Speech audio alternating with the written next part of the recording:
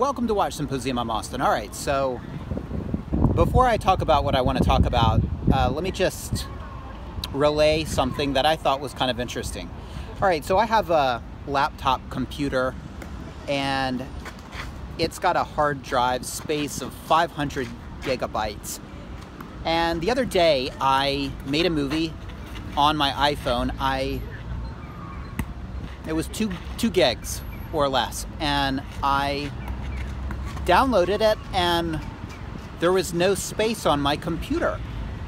499 gigs were in use. I couldn't even download from my phone a 2 gig movie.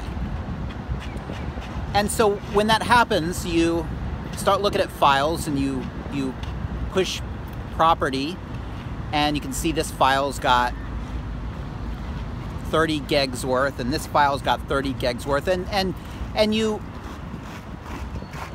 sort of try to identify a problem. Well, I could find that there were something like 380 gigs being used in this one file, and I would go in, and there were 10 files in that file, yet each one is only like 5 gigs, 10 gigs. I couldn't find it. So, long story short, because I have a computer with a Japanese operating system as Windows, I got my wife to do some computer stuff so I could see the hidden files. And there was a file called Apple Computer. And lo and behold, it was taking up nearly 400 gigs of space. Now, this is sketchy, okay? And Apple, there was some issue with the way Apple made their phones obsolete and slowed down aspects of old phones. This is sketchy. Now, why is this sketchy? Okay, first of all, I couldn't find the file. It was a hidden file. Why are you trying to hide the file? Anyway, I did find it, and I erased that son of a bitch, all right? And I got nearly 400 gigs back. I've got a new computer now. So if you have an Apple phone and you've downloaded things that Apple says you need, you might have just tons of gigs being used. And for what? For what? I mean, I've did a little bit of reading after this, and it seems like Apple just backs up the phone. Just, you know, you put it in and it backs up the phone all over again, and backups of backups. Well, if something happened to my phone, those backups wouldn't have done me any good. I couldn't find that information. Anyway, it's really sketchy, all right?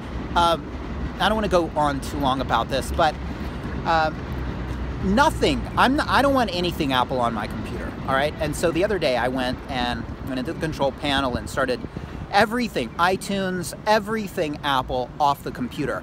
You know what? I've got about 20 gigs left on this 250 gig iPhone. Well, I erased some stuff on my computer, and you know what happened? It freed up 60 gigs on my phone.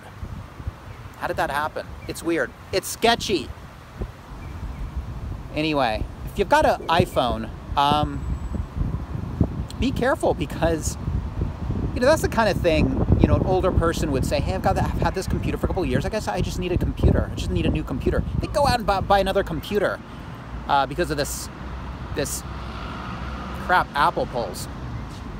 Oh man, it's frustrating. Anyway, needless to say, I will never ever buy an Apple computer. And Apple just seems to make decisions for you, like they know better than you. And they know better than you that you need 300 plus gigs, nearly 400 gigs of information on your computer. Thanks, but no thanks.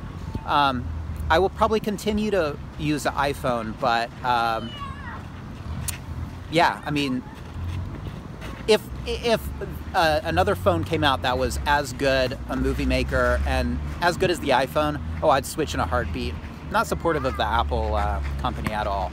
And this was an interesting experience. So if you've got an iPhone and you've got a Windows machine and something happened and you don't know why, but you just don't have any space anymore, probably Apple, all right? So anyway, that's a public service announcement and I'm done.